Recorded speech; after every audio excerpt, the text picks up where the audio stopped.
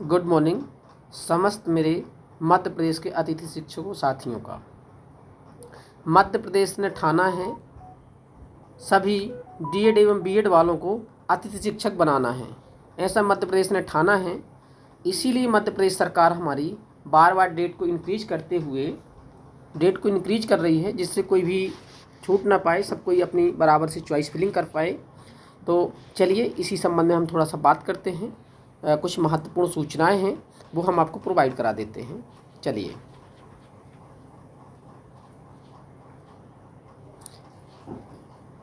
देखिए, जैसे कि आप इसको देख पा रहे हैं, इसमें लिखा है महत्वपूर्ण सूचना। महत्वपूर्ण सूचना में क्या है, देखो महत्वपूर्ण सूचना नंबर 1, इसमें कहा है कि आवेदक शाला विकल्प चयन प्रक्रिया की कार्रवाई 22/7/2026 तक कर सकते हैं। जो यह डेट पहले 18/7 थी, फिर इसको बढ़ा करके 19 कर दिया गया, फिर 20 और 20 से सीधे आपकी 22 हो गई है। तो यहाँ पर सीधा यही है कि मध्य प्रदेश ने ठाना है प्रत्येक डीएड एवं बीएड वालों को अतिथि शिक्षक बनाना है। इसी संबंध में आगे कहा उसने, समस्त शाला प्रभारी कृपया ध्यान दें, आवेदकों द्वारा की जा रही रीज्वाइनिंग रिक्वेस्ट पर आवश्यक रूप से समय सीमा में अप्रूव एवं रिजेक्ट की कार्रवाई करें। समय सीमा में कार्रवाई नहीं होने पर संबंधित शाला प्रभारी या प्राचार्य महोदय या जो भी हों एचएम, इन पर कड़ी कार्रवाई की जाएगी। रीज्वाइनिंग की कार्रवाई 24/7 तक। ये डेट पहले जो थी आपकी रीज्वाइनिंग की कार्रवाई की, ये पहले थी 20 तारीख, 20 से बढ़ा करके अब 22 किया गया था, और 22 से बढ़ा करके सीधे 24 कर दिया गया है। ठीक है, चलिए अब हम थोड़ा सा आगे बढ़ते, कैसे क्या करना है। चलिए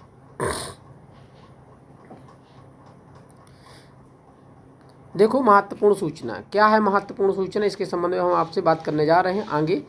आगे पेज में बता रहे हैं आपको है। समय सीमा की मुख्य तिथियां क्या हैं, प्रक्रिया की समय अवधि सुनिश्चित करें और उसके अंदर क्या है अपना काम करा लें, क्योंकि दोबारा मौका दिया गया है, जिसमें आपको दे दी गई है डेट कितनी, 24/7 दे दी गई है। कितनी दे दी गई है, 24/7। चलिए देखिए, यहाँ से इसने कहा महत्वपूर्ण समय रूपरेखा, आवेदक हेतु शाला विकल्प या चयन की अंतिम प्रक्रिया 22 जुलाई और रीज्वाइनिंग कितनी हो गई है, 24 हो गई है। मतलब जो फ्रेश कैंडिडेट हैं उनको अब ध्यान रखना कितनी तारीख को, 22 तारीख को, और आज हो गई है 21 तारीख। जिस समय मैं इस वीडियो को क्रिएट कर रहा हूँ उस समय हो गई है कितनी आपकी, 21 तारीख है ना। 21 है ना आज, हाँ 21 है आज।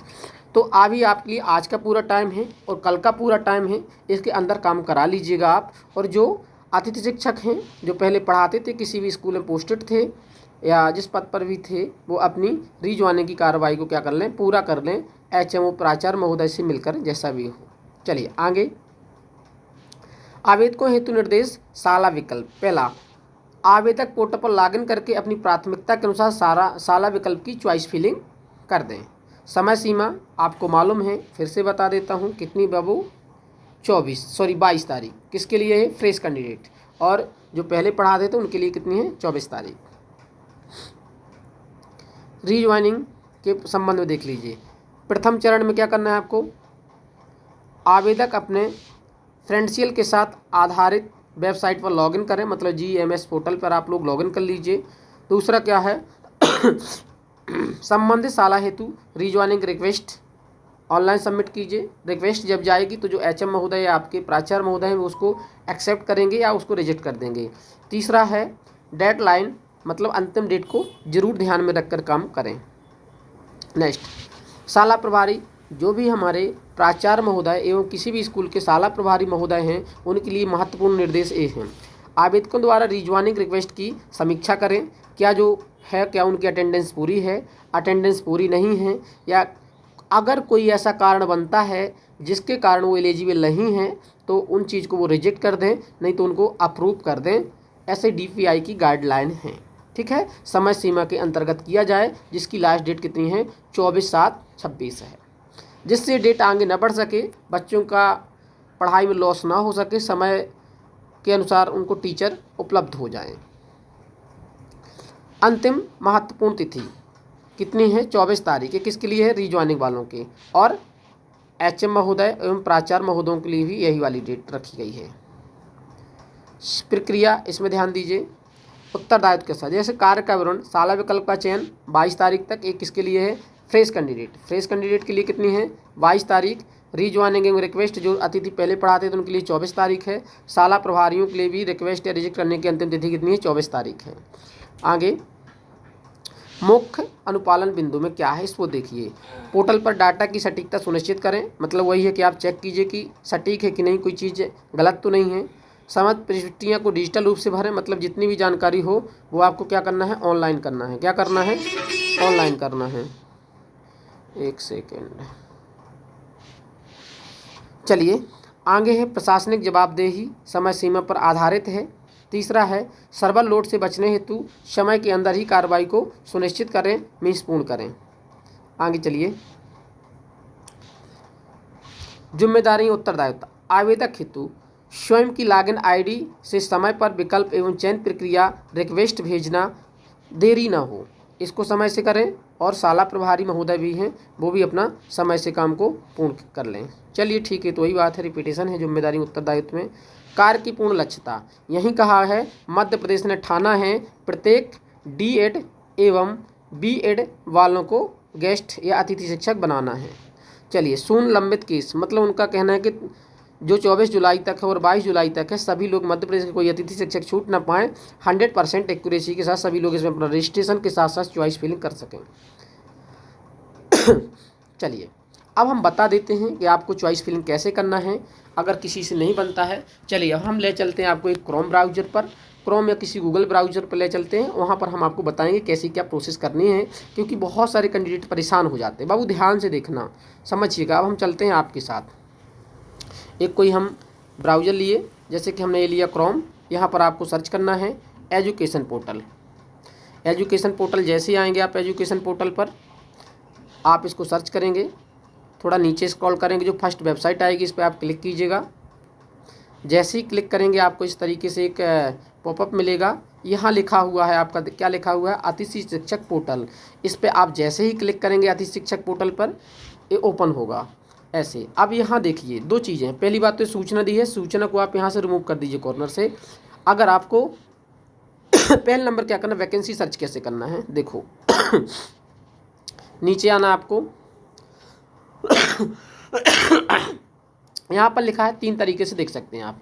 कैसे 3 तरीके से देख सकते हैं, पहला अतिथि शिक्षक जिला बार देख सकते हैं, ब्लॉक बार देख सकते हैं, और ये आपकी पैनल वाइज हैं। तीनों तरीके से आप देख सकते हैं। थोड़ा नीचे स्क्रॉल डाउन करेंगे, जिला बार में आएंगे। जिला बार से जैसे ही आप नीचे बढ़ेंगे,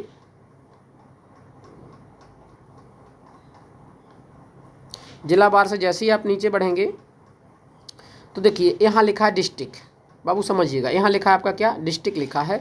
यहाँ आपको ब्लॉक लिखा है। यहाँ पर आल संकुल रहने देना, कोई चेंज नहीं करना। यहाँ पर आपको पैनल सेलेक्ट करना है। पैनल में आपका वर्ग 1 है, 2 है, लैब है, वर्ग 3 है, वर्ग जर्नल है, जो भी हो वो आप अपने स्कोर कार्ड में देख लीजिए कि स्कोर कार्ड में क्या क्या लिखा, वही कीजिएगा। यहाँ से आपको सर्च करना है। चलिए मैं कुछ थोड़ा करके दिखा देता हूँ। सपोज आपने यहाँ से सिलेक्ट किया, जिला को सिलेक्ट करना है। यहाँ से सपोज दैट आपने जो भी जिला सिलेक्ट किया, एक सेकेंड,